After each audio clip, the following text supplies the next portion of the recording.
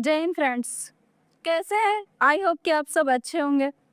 हमने first chapter को पूरी तरह फिनिश कर लिया था। आज हम पढ़ेंगे नेक्स्ट चैप्टर पदार्थ का वर्गीकरण। हमने अपने चारों तरफ के पदार्थों को देखा था फर्स्ट चैप्टर में, तो आज हम उनका वर्गीकरण के बारे में पढ़ेंगे। रासायनिक संरचना पर आधारित वर्गीकरण। देखिए, कहा रहा है कि पदार्थों का वर्गीकरण उनकी रासायनिक संरचना के आधार पर किया जाता है। क्योंकि फर्स्ट चैप्टर में हमने सिर्फ पदार्थों के बारे में जाना था, तो इसमें हम उनका बांटेंगे कि किस तरह से उनका बंटवारा किया जा सकता है। कार्य पदार्थ मुख्य रूप से दो प्रकार के होते हैं। पहला दिया है कि शुद्ध पदार्थ और दूसरा है हमारा मिश्रण। तो हम एक एक करके इनके बारे में जानते हैं। देखिए, दो भागों में हमने जब पदार्थ को बांटा कि पहला है हमारा शुद्ध और दूसरा है हमारा मिश्रण।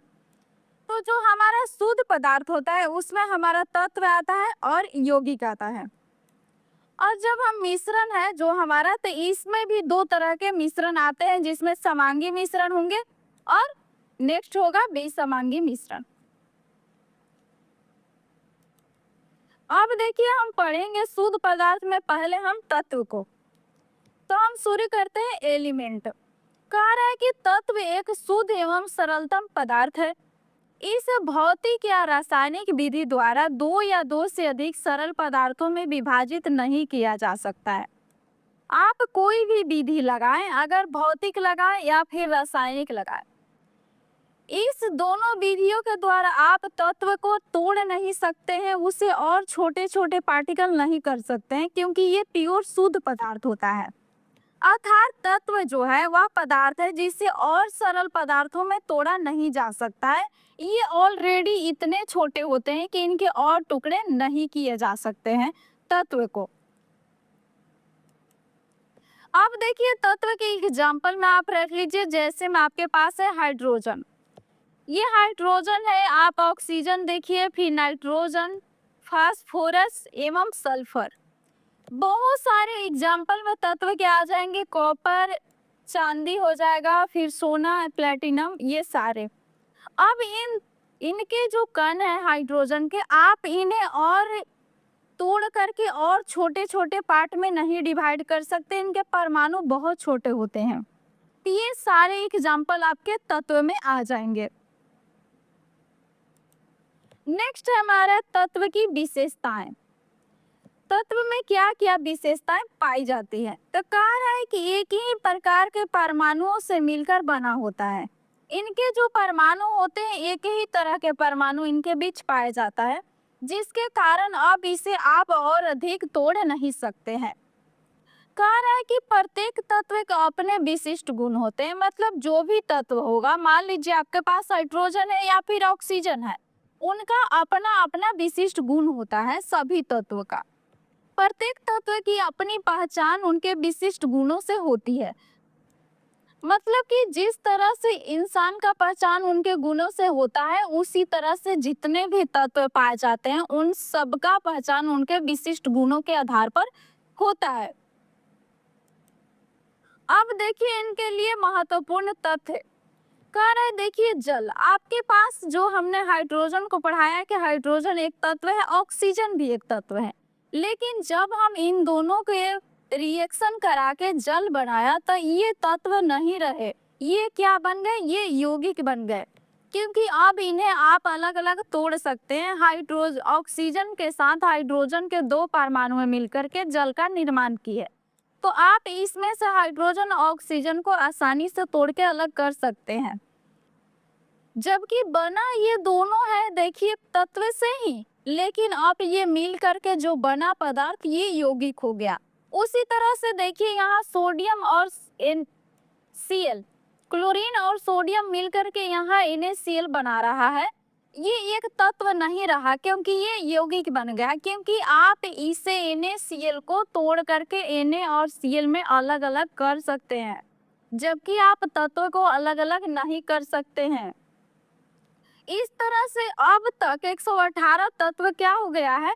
खोजे जा चुके हैं। अब तक 118 तत्व वैज्ञानिकों के द्वारा खोजा जा चुका है। अब देखिए तत्व का वर्गीकरण करते हैं हम। पहला है हमारा तत्व में धातु। फर्स्ट है हमारा धातु, सेकंड में है अधातु, और थर्ड में है आपका उपधातु, जिसे metals, non metals and metalloids बोलते हैं। तो ये तीन तरह से आपको तत्वों का वर्गीकरण किया जाता है। अब देखिए हम पढ़ेंगे धातु के बारे में कि धातु में कौन कौन से गुण मौजूद होते हैं, तो हम उसे धातु बोलेंगे। देखिए धातु में जो होता है एक तरह का चमक पाया जाता है, जिसे हम धात्विक चमक होती है, चमक बोलते हैं। जितने भी आप घर में तत्व होंगे, मतलब कि धातु के जितने बर्तन आपके हैं, या फिर तार वगैरह होता है, एल्युमिनियम हो या फिर तांबा का हो, तो ये सारे में एक तरह का आपको चमक दिखाई देती है, उसी को हम धात्विक चमक बोलते हैं। नेक्स्ट है कि ऊष्मा एवं विद्युत के अच्छे चालक होते हैं, मतलब जितने हमारे धातु होते हैं उनमें से बहुत सारे ऐसे होते हैं जिन्हें अच्छे चालक होते हैं, मतलब विद्युत धारा आसानी से आप उसमें से प्रवाहित कर सकते हैं। जैसे में कॉपर या एल्युमिनियम के तार हमारे घरों में लगे होते हैं। देखिए नेक्स्ट गुण है इनका आघात वर्धनीय। ये आघात वर्धनीय होते हैं, मतलब आपको इसका पीट करके चादर या सीट बना सकते हैं। जैसे में आपके पास होता है मान लीजिए लोहा, तो लोहा को आप पीट पीट कर उसे पतला चादर बना लेंगे, एल्युमिनियम का भी। और नेक्स्ट है कि तन्य होते हैं, मतलब कि ये जो होते हैं धातुएं, इनको आप तार के रूप में बदल सकते हैं। ये तार के रूप में एल्युमिनियम या कॉपर बदलता है, तभी तो हमारे घरों में जो वायर होता है वो तार के रूप में हम उसका यूज कर सकते हैं। अधिकांश धातुएं कमरे के ताप पर ठोस होती है। ये देखिए आपका एग्जाम के लिए बहुत जरूरी है, बहुत बार पूछता है। कह रहा है कि जितने भी आपको धातु मिलेंगे वो कमरे का टेम्परेचर जो है हमारा उसमें ठोस पाए जाते हैं। लेकिन देखिए पारा एक धातु है, जबकि ये द्रव अवस्था में पाया जाता है ये धातु, लेकिन ये पाया जाएगा कमरे के टेम्परेचर पर द्रव अवस्था में। जो हमारे डॉक्टर बुखार वखार नापने के लिए लाते हैं, उसमें जो पारा भरा होता है वो लिक्विड अवस्था में रहता है। नेक्स्ट है कि धातुओं के उदाहरण। आप धातु का एग्जाम्पल रख सकते हैं। देखिए आपका एग्जाम्पल में सोडियम, पोटेशियम, जस्ता, बहुत सारे एग्जाम्पल हो सकता है, सोना, चांदी, लोहा, एल्युमिनियम, सारे ये हो जाते हैं आपके धातु। कह रहा है कि अब अधातुओं के गुण। नेक्स्ट है हमारा अधातुओं के गुण। कह रहा है कि सामान्य धात्विक चमक नहीं होती, इसमें कोई किसी तरह का लाइट वगैरह नहीं होता है। किसमें, मतलब कि लाइट वगैरह नहीं पाया जाता है अधातुओं में। मतलब फास्फोरस, मतलब फास्फोरस हो गया, सल्फर, ये सारे जो होते हैं अधातु, कार्बन, इनके बीच में मतलब कि चमक नहीं पाया जाता है। लेकिन अपवाद में आयोडीन है। आयोडीन आपको जो होता है ये चमकीला होता है ये अधातु, लेकिन इसमें चमक पाया जाता है, इसलिए ये एक्सेप्शन में है। जो आपका आयोडीन होता है ये एक्सेप्शन में होता है, इसलिए एग्जाम में इससे पॉइंट बनते हैं।